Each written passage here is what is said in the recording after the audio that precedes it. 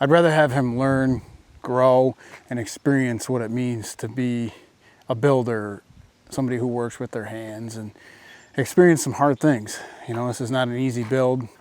All right, we're gonna be working on our new egg laying coop, or a Salatin inspired Eggmobile.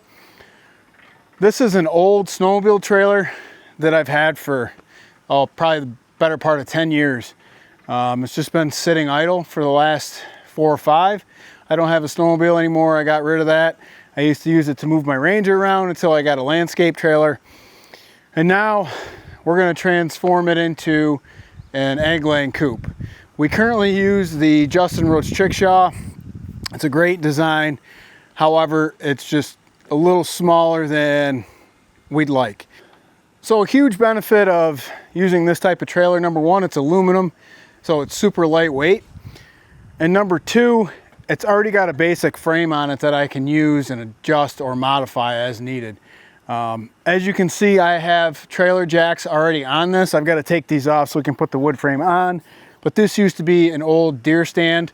I had a blind on it that I could move around the food plot and things like that. I forgot to mention the dimensions of this structure. So it's going to be 12 feet long by 10 feet wide.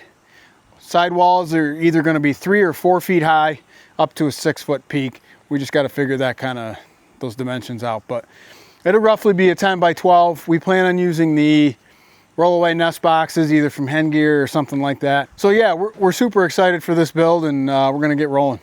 All right, so we got to get these bolts off first.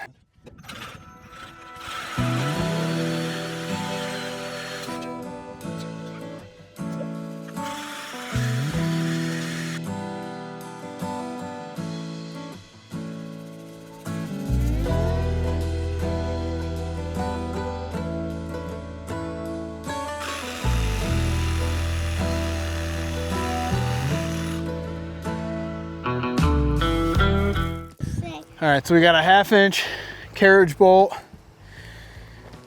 lock washer, and a nut.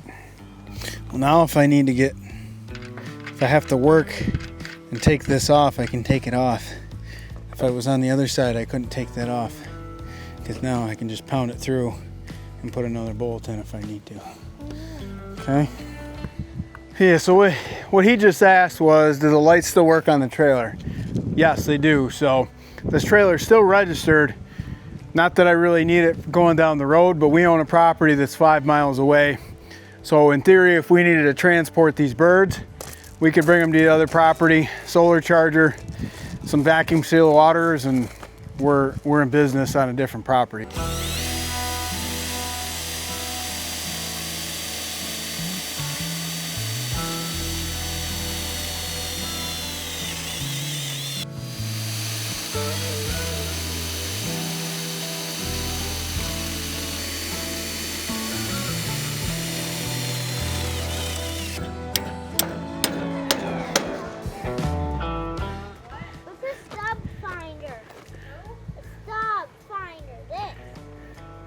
It's a stud finder. He said, where do you find it? I said, you're looking at it. I gotta get it.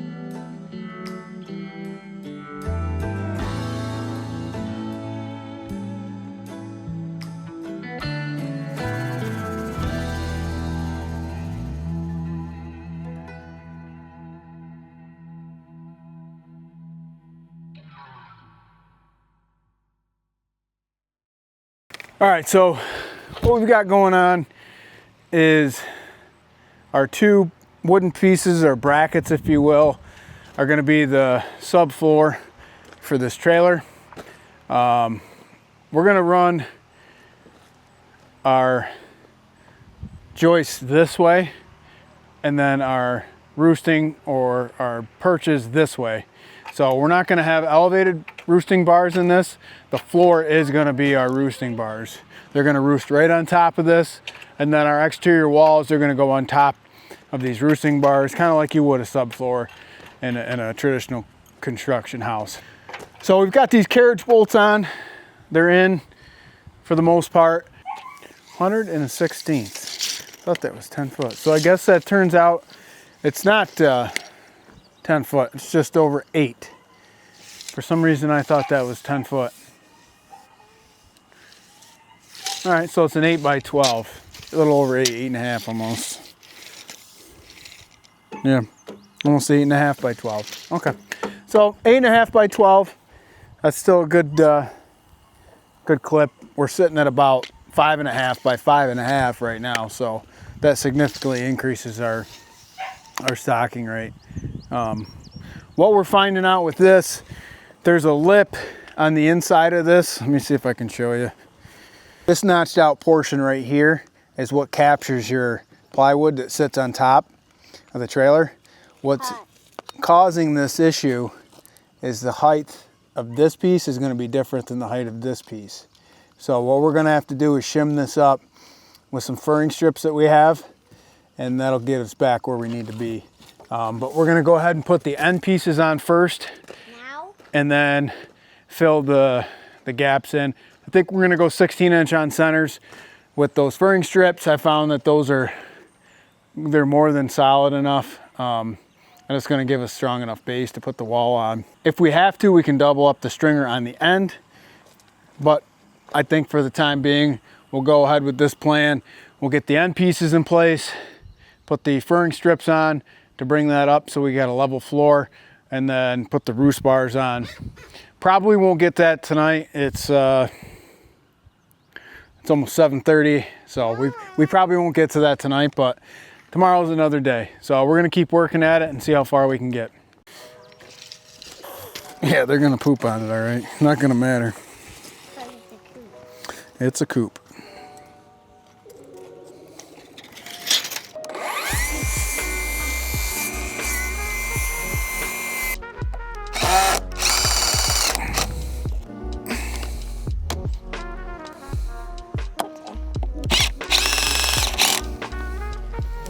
Wait till this is flush here, I'll tell you, okay? Get ready. Get on the bottom one first. Get square. Because I need you to do it good when I get ready, okay? Okay, get ready, okay? Yep.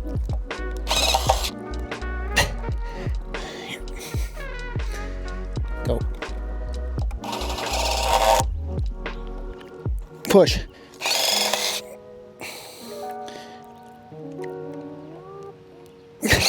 Okay. I sent it in too good. Oh, that's good. Go over here.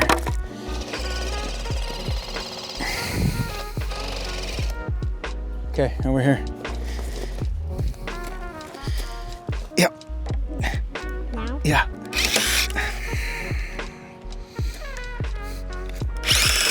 Okay, good. Pizza and ice cream on a Friday night, I guess. Why do you get pizza on Friday for? It's Friday. Yeah. All right. Let's get it finished. Go.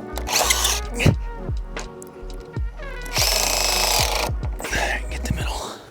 I gotta tell you, if you're buying lumber at a box store, you gotta be picky. The lumber selection is not what it used to be, let's put it that way. If you're doing online orders, definitely do not order lumber online. You need to go there and pick it out yourself. I was probably, for this initial stage of the project, I was probably an hour just looking at 2x4s and 2x6s. Yeah, I'll just leave it at that. So make sure you're getting good lumber and checking over your stock.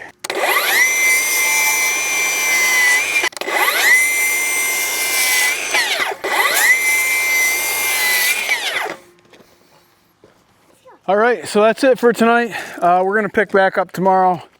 We got most of this frame built out. It's pushing 8 o'clock.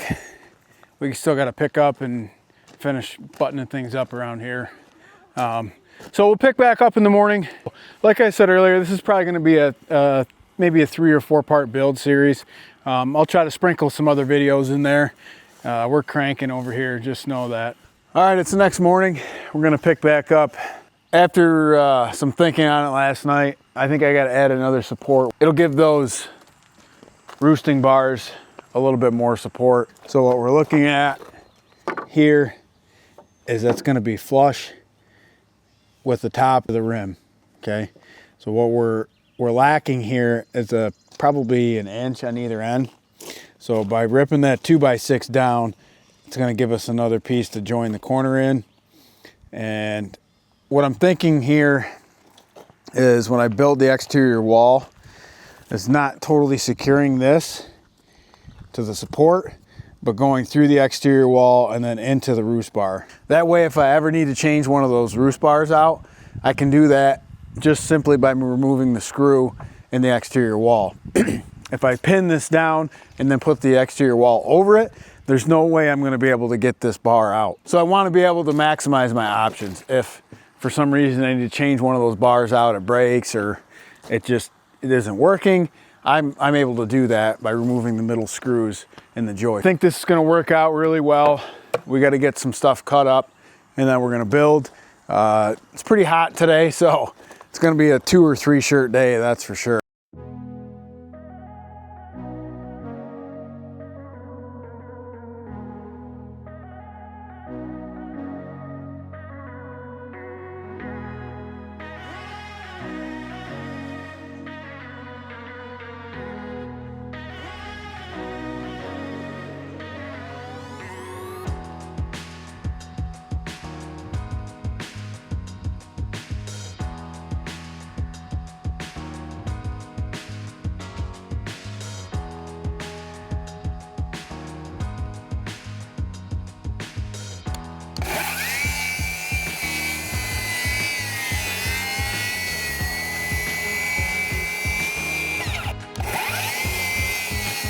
So we got that first piece ripped down. That's gonna give me my support piece here for this ledger. That's gonna allow us to put that roost bar right tight against here and give it some more support and make up the difference because of this height issue. We wanna make sure this is done right, make sure everything's set up how it needs to be before we get going. We're gonna try to get out of the sun. I can already feel it. It's like 10 o'clock in the morning and it's beating down on us pretty good. So we're gonna try to get moving here so we can get under some shade. One other thing I noticed here, this is the stop for that plywood. I'm gonna have to notch this out, so I'm gonna mark all these joists, set a depth gauge on my circular saw and cut a rip in it. That way when it sets in, it doesn't cause any issues. It probably will help with some stability there too. Give it some more structural support. So we're moving right along.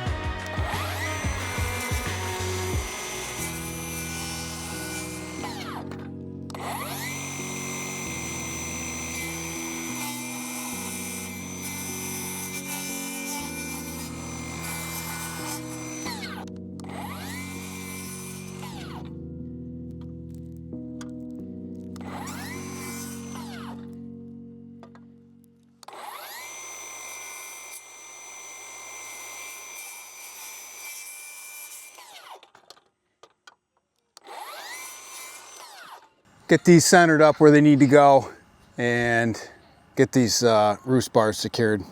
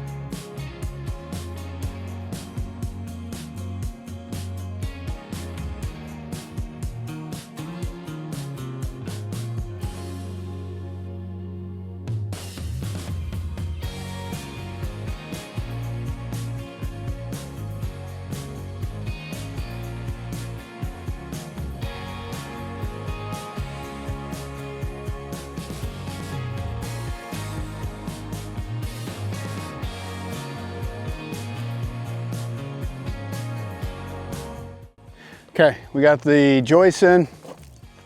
Now we're gonna put the ledger piece here on the side. That's gonna get screwed in right to the other support. And then basically this will give us that 16-inch on center all the way across. So we got 5 joists in. That's gonna hopefully give us enough support in between each slat. So I think this will work out pretty good.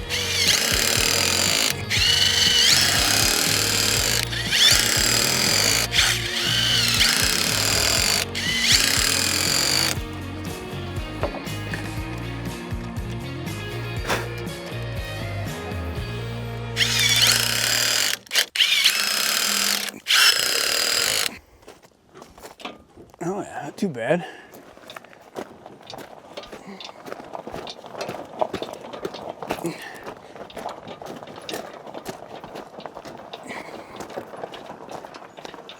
Find out.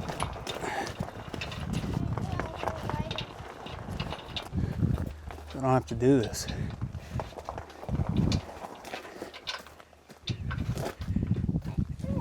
Yeah. Okay. Finally, right at the darn sun. We are back. Got my shirt changed out. We're gonna go ahead and lay these slats out. What I'm thinking here is get these end pieces in first because I know my end wall has to go up. It's gonna be needed to support the 2x4s here, and then put one in the middle, work back this way, and then work out. So we're gonna go ahead and get these laid out, fastened. These are the screws we're gonna use. They're used typically for cabinets, but they're 2.5-inch panhead cabinet screws, essentially is what they are. Nice GRKs, self-tapping. Those of you who know me, I like to have things done in a certain way. He's wanting to help. You know, I'm gonna take the help.